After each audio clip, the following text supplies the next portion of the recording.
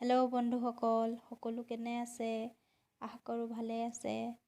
আজি মই আপোনালোকৰ মাজলৈ এটা নতুন ভিডিঅ' লৈ আহিছোঁ আৰু এই ভিডিঅ'টোত মই জনাম যে আপোনালোকে যদি ইনষ্টাগ্ৰামৰ চেটবিলাক যদি হাইড কৰিব পৰা নাই বা লুকুৱাব পৰা নাই, সেই চেটবিলাক কেনেকৈ হাইড কৰিব পাৰিব। চ' মই এই ভিডিঅ'টোৰ যোগেৰে আপোনালোকক জনাম। চ' আপোনালোকে মোৰ ভিডিঅ'টো শেষলৈকে চাব আৰু মোৰ চেনেলটো ছাবস্ক্ৰাইব কৰিবলৈ নাপাহৰিব। চ' আপোনালোকে যিকোনো চেটিং ইনষ্টাগ্ৰামৰ কেনেকৈ লুকাব পাৰিব চাই লওক। ত' প্ৰথমে যাব লাগিব আপোনালোকে ইনষ্টাগ্ৰামত। যোৱাৰ পিছত ইনষ্টাগ্ৰামৰ SMS য'ত চেট কৰে তাত যাব লাগিব। তাৰপিছত যিটো একাউণ্ট হাইড কৰিব বিচাৰে সেইটো একাউণ্ট চুজ কৰিব লাগিব। ধৰি লোৱা মই যিকোনো এটা একাউণ্ট চুজ কৰি লৈছোঁ, যেনেকৈ ধৰি লোৱা ফ্ৰীমেণ্টেল ইণ্ডিয়াত একাউণ্টটো ক্লিক কৰিলোঁ।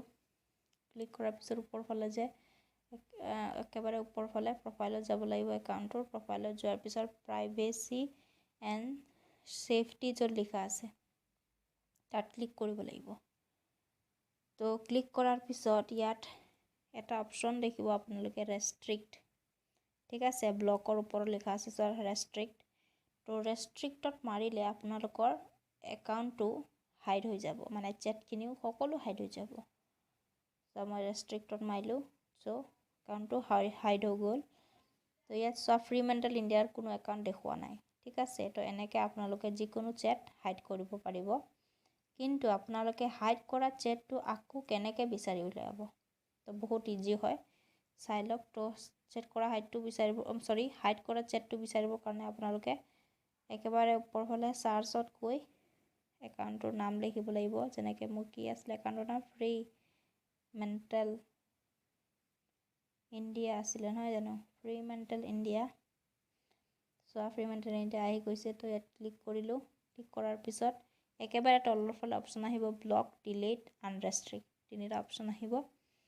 তো আপোনালোকে যদি একাউণ্টটো আনহাইড কৰিব খোজে তেন্তে আনৰেষ্ট্ৰিক্টত মাৰিব লাগিব। ঠিক আছে, আনৰেষ্ট্ৰিক্টত মাৰিলে আকৌ একাউণ্টটো আকৌ শ্বপ কৰিব। ঠিক আছে, তো মই আনৰেষ্ট্ৰিক্টত মাৰি দিলোঁ।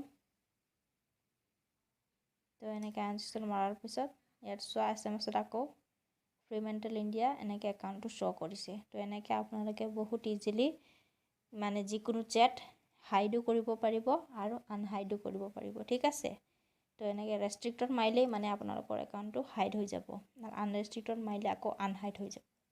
তো এনেকৈ বহুত ইজিলি আপোনালোকে হাইড কৰিব পাৰিব। চ' মোৰ ভিডিঅ'টো কেনেকুৱা লাগিল জনাব আৰু মোৰ চেনেলটো ছাবস্ক্ৰাইব কৰিবলৈ নাপাহৰিব।